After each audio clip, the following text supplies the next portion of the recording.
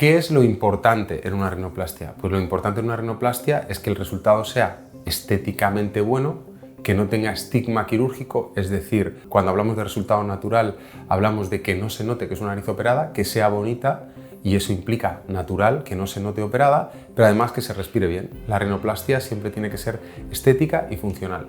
Y una nariz que bien parece generalmente respira bien. Entonces, forma y función están intrínsecamente unidas y no se pueden separar ni se deben separar. La rinoplastia es siempre estética y funcional.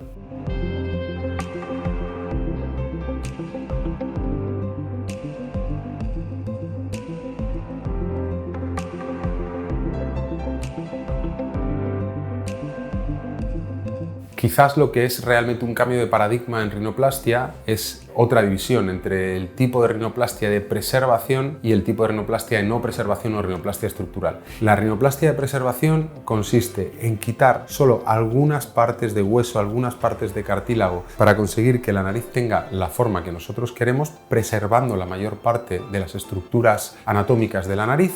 Y la rinoplastia de no preservación o rinoplastia estructural básicamente lo que hace es desmontar casi completamente la nariz, muy especialmente el dorso de la nariz, el techo, y hacer uno nuevo. Esto supone que es un poco más traumática, entonces hay más riesgos de tener resultados no deseados. La rinoplastia de preservación técnicamente tiene su complejidad, hay que ser más cuidadoso, te da poco margen de error. Cuando la técnica está pulida, los resultados son extraordinarios y sobre todo la recuperación es mucho mayor porque se realiza menos daño en el tejido, y cuanto menos daño hagas en el tejido de la cirugía, mejor es la recuperación del paciente.